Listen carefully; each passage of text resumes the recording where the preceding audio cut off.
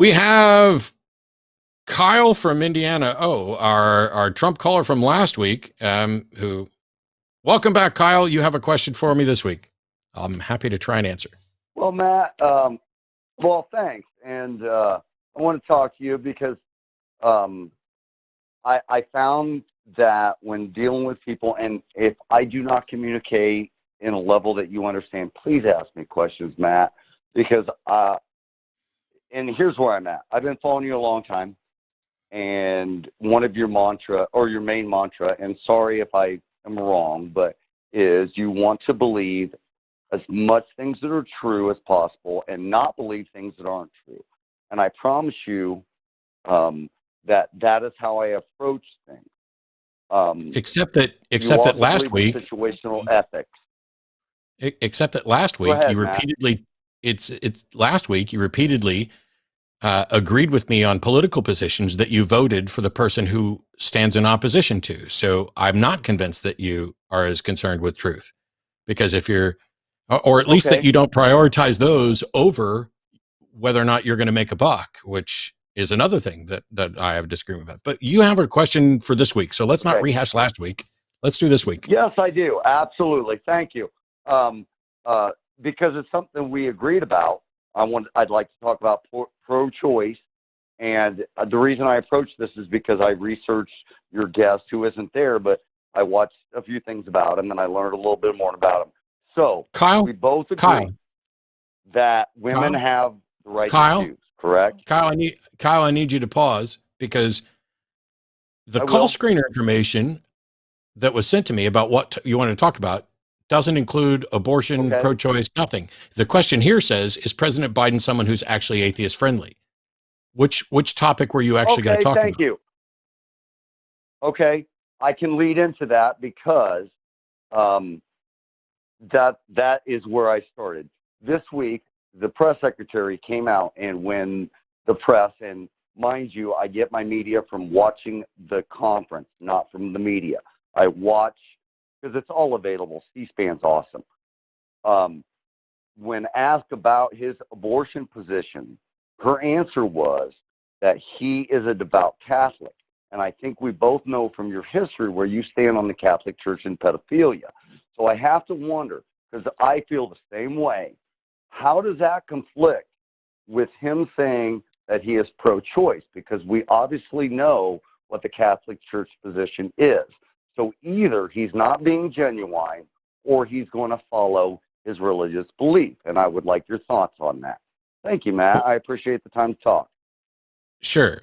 What on earth does the Catholic Church and pedophilia have to do with his position on abortion? Absolutely nothing. So there was pointless to bring it up. Well, because he is a Catholic. When was our last Catholic? So what? President? John F. Kennedy. But so what? Absolutely. Do you remember? Are you going to let me? Are you going to let me address before we were born, just by a little bit? Go ahead, Matt. Thank you for giving me permission to respond to your question. It's your show. I'm just trying to. I'm well fucking aware. I apologize. I'm also aware of logical fallacies, and Biden's position on abortion is his own personal position, and it's entirely consistent with many Catholics. You do realize that the Catholic Church is fine with science and evolution, where the Baptist Church probably isn't in most cases. But Joe Biden's personal position on abortion may very well be similar to many other Catholics, which is that he might believe that it is immoral, but he might also believe that it should be free for people to make that decision, that it should not be, we shouldn't be legislating morality, and we shouldn't specifically be legislating his perspective on morality, because the United States has a plurality of views with regard to religions and morality. So it's entirely possible that President Biden is personally opposed to abortion and would never want to encourage one or looks at it as a moral problem, and yet still is perfectly fine with allowing and supporting pro-choice legislation. That is not necessarily a conflict, but even if it is, it's his own personal conflict between him and his church. It's nobody else's business. And so as long as he's going to continue to support pro-choice legislation, I don't have a problem with it. And that's wholly consistent with what I've said on abortion for the past decade or more, which is, If you want to call in and argue that abortion is moral or immoral, I don't fucking care. All I care about is whether or not you are willing to legally allow it. And Biden is. So it doesn't matter what he and the Pope talk about in private. He is the president of the United States. Conversations between him and the Pope are very important. No, they're The not. idea No, they're that not. the Catholic No, they're Church, not. which is the largest They're not. religion as far as I know, next to Kyle, you're just wrong. It's none of your business what Biden talks to with his religious leader. Not a bit. it used to be.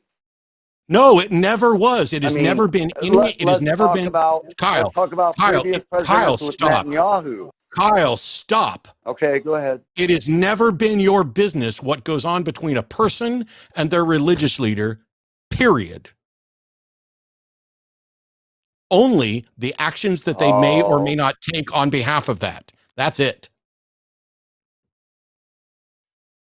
You're so just, how are you convinced that Biden will not allow his Catholic convictions to interfere with his decisions when it comes to I don't know. How about a 40 plus legalization? record? How about a 40 plus fucking record of doing it? You're just being a bigot now, Kyle. You're not even, you're just like, how do we know that Biden isn't going to, how do we, you are in fact, Kyle, you are in fact, such a simple decision. All right, I'm going to mute your ass. I'm going to mute you because you won't shut up. You are in fact being a bigot. You're being an anti-Catholic bigot because you're saying, hey, here's what Biden says he's going to do, but how do we know he's not secretly going to do whatever the fuck the Pope wants? Well, you can say that about anyone, anytime, but you're being a bigot. And it's none of your business because Article 6 of the Constitution says there shall be no religious test for any public office or trust. So put that in your fucking pipe and smoke it. Now, anything else?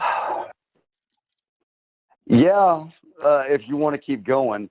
I'll correct everything that you're wrong about for a while. I don't know where. No, you say that, but here's where we're at. I'm not sure that you've looked at it through a rational and reasonable position because. Well, all right, Kyle, you can go fuck yourself. Goodbye. I'm pretty sure that I have looked at it through a rational, reasonable thing. I've also looked at it through the lens of the Constitution and to make sure that individual rights and freedoms are protected. And when Article 6 says there'll be no religious test for any public office or trust, and you call in to suggest that maybe Biden is a secret puppet of the Pope and that I'm the one that's not being reasonable, you can fuck right on off with that. Thank you so much. Matter of fact, why don't you take the week off and don't call in next week? That'd be a good idea. Andy in New Mexico, thank you so much for waiting. My apologies for having wasted your time with people complaining about Biden and the Pope when you have an actual argument to make. You didn't. But you have an actual argument to make, one that I'm interested in. Yeah, I tried to make it to you. I called the ASIS experience in a manic state about 6 months ago and tried to explain like time sideways and Smurfs were involved and you laid into me really good. Georgia disagrees with how Matt treated the Trump supporter. Hey, Philip, which Trump supporter and what did I do wrong? Well, this is the guy that called last week on Inauguration Day. And any other week of the year, I couldn't care less because I honestly agree with you. And the guy was, I can completely understand why you'd disagree with him. But this was on Inauguration Day after the guy me and you both voted for asked us to try to get along with these people. Any other day of the year, I couldn't care less. This one day, I don't think that that's what Biden asked me to do, and I don't give a fuck what Biden asked me to do. He works for me. Well, and when I thought about it after, I realized that's not your responsibility either. You know, whatever. Even if he did ask for it, but I just wondered what your thoughts were because I kind of think of you as a leader of the atheist community, and you're setting an example. I was wondering if you thought that way or not, or didn't care, or no. I don't get me wrong. Don't get me wrong, Philip. I understand that for better or worse, for whatever reason, I have been put in a position where I'm a prominent, outspoken person in the secular community, and there are people who are going to look up and say, what's Matt think? And what I'm going to keep telling them for my entire life is that, listen to what I have to say, but think about it and make up your own mind. And then when you're wrong, I'll tell you. but it's The mean, whole if you thing. truly accept the community, that's what you should do anyway. Yeah. But yeah, we just And don't I think of don't. you as a leader, even though we're. I'm not shirking responsibility for anything. I realize that what I say has an impact, and I will continue to do everything I can to try to be reasonable. But what I specifically asked was, I told everybody I can forgive a 2016 vote for Trump. Once upon a time, I couldn't have. Once upon a time, I was like, wow, Mm-hmm. how could anybody do this? I cannot forgive a 2020 vote for Trump. It is, and the way forward is not for those of us in my political position to just make peace with the people who incited an insurrection, who stormed the Capitol, who got people killed in their attempt to overthrow the government. Doesn't matter that they were ineffectual buffoons who had zero chance of succeeding at actually overthrowing the government. They took action that was seditious. They took action that caused the loss of life. It is embarrassing to me that not everyone in Congress is on board with impeaching, that not everybody in Congress is taking those steps. But for anybody who's sat through the last 4 years and said, yes, I want more of that, we are not allied. We are not going to agree until there's a change. And it's not going to be me changing to hate trans people. It's going to be them changing to allow trans people to have their rights. That's only one way. There's only one direction this can go. And everything else is a give up move and capitulation. And so when somebody calls in to tell me, yes, they were proud in 2020 to vote for Trump after 2016, I'm going to ask them questions, which I did, which is, which of these two situations would you prefer? And in every situation, they preferred the same one that I did, and they voted the opposite way. Oh, I know. I know. It was crazy. I don't get it either. Yeah. I don't know. So But, I don't know. so I don't know about what the I did to storming the mistreat Capitol. him. Go ahead. Yeah, about these people storming the Capitol. When that happened, I was thinking, well, they're not all QAnon people. These are crazy people. But then I heard a good majority of Republicans or conservatives, whatever, actually approved of this. So I kind of completely agree with you. I haven't seen that. What's our way forward, though? What is our way forward? Well, what's your way? If you find yourself, and 51 of you out of 100 are in a group, and some significant portion of the other 49 want to marginalize people's rights, then you oppose that and you never give up. You don't give up on the principles of humanism, of rights, of individual rights. It's just to keep the peace, because that's not a peace worth. How do you even have a conversation with these people, though? How do you even have a conversation? Like, how do you get anywhere? Some of them you can have conversations with. Some of them people have changed their mind, but some of them you just have to wait for them to die off or go to prison, because we have to change the world around them. You can't. This whole notion of how do we fix this? Well, you do the best you can with good information, with better information, with arguments, with evidence. You change the minds that you can change, and any minds that you can't, you change the world around them so that they can do less harm. And that's one of the reasons why I'm okay with reining in some of the executive branch powers, a few of them, because that minimizes the harm that can be done by an individual. Yeah. But okay. I think the hope, and I good for you, Philip, and for everybody else. I think that what you're looking at is you and a bunch of other people are like, wow, this has been a shit show. How do we get back to some sense of normalcy when there are people who think that the government is being run by satanic pedophiles? And the answer is, you do it. You do it by force, by changing the world around them. Because if you can't get them to accept reason, you have no other option. So we push for a better world and bring them dragging and screaming if we have to, then. Yes, and I'm also in favor of shaming. If somebody is on Twitter and they are not ashamed to talk about white power and white superiority, I will shame the fuck out of them. I will try to talk to them first, but that is a position that is deserving of shame. You are looking at your fellow human beings and suggesting you're better than them while demonstrating you are not. Yeah. And I don't mean that at you, Philip, obviously. So yeah, I want to get on to some more callers. It's a difficult thing, and you got to figure there's some people that you're just never going to get along with, even though you have to work together. And there are rules that allow us to work together as best we can. But you have to just try to do what's right. I don't know any other way to be. I'm happy to, I'll have a conversation with anybody. All You right. could bring in a neo-Nazi, KKK, white supremacist, proud boy, douche nozzle, Trump-folating, capital rushing piece of crap. And I would at least Right. ask the questions that potentially expose the flawed thinking. Now, if they're not willing to play honestly, well, then we just move on. But if I had a I got a better quick answer, little joke I'd for you, have then done you it. can hang up on me. Okay, what's that? Your opening today made me think of this joke I saw. So what do you get when you put 50 lesbians and 50 congressmen in a room? Okay, I'm going to caution 100 you. people that don't do dick. Okay, I'll say that's funny, and then I'm going to drop you. Yep. 100 people that don't do dick. Nice. Yeah. One of my favorite jokes from when I was a kid, which I'm not going to tell you. It's a favorite to me because of the story surrounding it.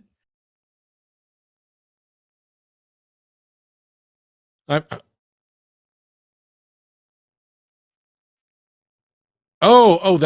okay because it says Kithman and it says Kyle. Well, thank you, Kyle, because I wouldn't try to change your mind if I didn't think you were worth it. But we'll see, because I don't have a lot of confidence in somebody who says that I'm for A and I'm for B and I'm for C, but I'm going to vote for the guy who's against those things. That's a problem. From Sheila Warner. Hey, Sheila. Sorry you didn't get to hear David tonight. I know you were looking forward to that. Thank you so much. On 120, you asked if Kyle was okay with far-right evangelical justices on the SCOTUS. Please clarify, should we consider evangelical views during confirmation hearings? I say no, but it's alarming. Should we consider? Yes. Should Congress consider? Only when there's a demonstration that someone is going to prioritize their religion over the law. Like if we're confirming a Supreme Court justice, as a matter of qualification for the job, should acknowledge that the law will always be prioritized over their religious view, no matter how sincerely or devoutly it is. While there can't be a religious test, it can't be like, hey, do you believe in this God or this other thing? Individual voters can look at it and say, I don't believe that Justice Amy Coney Barrett is actually capable of separating her religious views from her job as a judge. And the reason for that is shit she actually said. And you are free to make that decision. But that's very different, shit she actually said, than Biden's a Catholic. How do we know the Pope's not secretly running the United States? Those are in a different ballpark. So while there's no religious test for any public office or trust by individuals, there's undeniably religious tests all the time. There's a reason why myself and most atheists are unlikely to be electable. And it's because each individual is engaging in a religious test, and there's nothing unconstitutional about that. It just can't be a function of the government. So I don't think, I would prefer that the only question someone be asked about their religion when they're being confirmed for the Supreme Court or any court is, will you support and defend and protect and understand and interpret the law fairly with no regard to your personal religious convictions? That is it. That's it. I don't care what your personal religious convictions are. You can be Catholic, Protestant, Scientologist, Rastafarian, whatever. But when it comes down to law, you cannot show favoritism towards your religion. And I think it's important because Supreme Court justices are lifetime appointments. I don't think we should ask beyond that unless they've said something. And then all of a sudden it's fair game. If they like Amy Coney Barrett have been saying, your job as a lawyer is to bring about the kingdom of God. She voluntarily offered that. Nobody had to go dig through her brain to get that. She said that at a commencement address or some awards ceremony at like Notre Dame University.